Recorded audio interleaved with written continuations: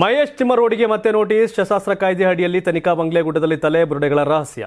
ಧರ್ಮಸ್ಥಳ ಪ್ರಕರಣಕ್ಕೆ ಸಂಬಂಧಪಟ್ಟಂತೆ ಬಂಗ್ಲೆ ಗುಡ್ಡದಲ್ಲಿ ಎಸ್ಐಟಿ ಶೋಧ ಕಾರ್ಯ ರಹಸ್ಯಗಳ ಬೆನ್ನತ್ತಿದೆ.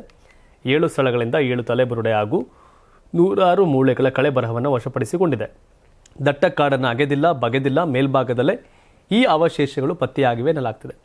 ಆದರೆ ಈ ಬುರುಡೆಗಳು ಪುರುಷರದ್ದೋ ಮಹಿಳೆಯರದ್ದೋ ಎಂಬ ಅನುಮಾನ ಮೂಡಿವೆ. ಇದೀಗ ಅವುಗಳ ಬಗ್ಗೆ FSL ಪರೀಕ್ಷೆ ನಡೆಯುತ್ತಿದೆ. ಮಹೇಶ್ ಶೆಟ್ಟಿ ತಿಮ್ಮರೋಡಿ ಮನೆಯಲ್ಲಿಲ್ಲದ ಮೇಲೆ ಪೊಲೀಸರು ಮನೆಯ ಬಾಗಿಲಿಗೆ ನೋಟಿಸ್ ಅಂಟಿಸಿದ್ದಾರೆ. ಬೆಳ್ತಂಗಡಿ ಪೊಲೀಸರು ಮಹೇಶ್ ಶೆಟ್ಟಿ ತಿಮ್ಮರೋಡಿ ಸೆಪ್ಟೆಂಬರ್ 21ರಂದು ವಿಚಾರಣೆಗೆ ಹಾಜರಾಗಲು ನೋಟಿಸ್ ನೀಡಿದ್ದಾರೆ. ದಕ್ಷಿಣ ಕನ್ನಡ ಜಿಲ್ಲೆಯ ಉಜಿರೆಯ ಮಹೇಶ್ ಶೆಟ್ಟಿ ತಿಮ್ಮರೋಡಿಗೆ ಸಂಬಂಧಿಸಿದ ಈ ಪ್ರಕರಣದಲ್ಲಿ ಭಯೋತ್ಪಾದನೆ ಮತ್ತು ಶಸ್ತ್ರಾಸ್ತ್ರ ಕಾನೂನು ಉಲ್ಲಂಘನೆಯ ಆರೋಪದಡಿ ತನಿಖೆ ನಡೆಯುತ್ತಿದೆ. ಮಹೇಶ್ ಶೆಟ್ಟಿ ತಿಮ್ಮರೋಡಿ ಮನೆಯಲ್ಲಿ ಗನ್, ತಲವಾರು ಪತ್ತೆಯಾಗಿದ್ದವು. ವಶದಲ್ಲಿರುವ ಬಂದೂಕಿನ ಪರವಾನಗಿ ಇರದಿರುವ ಸಾಧ್ಯತೆ ಮೇಲೆ ಪೊಲೀಸರು ಪರಿಶೀಲನೆ ನಡೆಸುತ್ತಿದ್ದಾರೆ. ಶಸ್ತ್ರಾಸ್ತ್ರ ಕಾಯ್ದೆಯ ಪ್ರಕಾರ ಲೈಸೆನ್ಸ್ ಇಲ್ಲದೆ ಬಂದೂಕು ಅಥವಾ ಗುಂಡುಗಳನ್ನು ಹೊಂದಿದ್ದರೆ ಕಾನೂನು ಕ್ರಮ ಕೈಗೊಳ್ಳಲಾಗುತ್ತದೆ.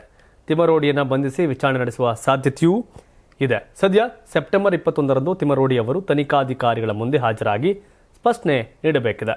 84ರಿಂದ 50 kg ಬಂದೆ. ಆಮೇಲೂ ಸಣ್ಣಗೆ ಫಿಟ್ ಆಗಿದ್ದೀನಿ. ಅದಕ್ಕೆ ನಾನು ಯೂಸ್ ಮಾಡ್ತಾ ಇರೋದು ಜೀನಿ ಸ್ಲಿಮ್.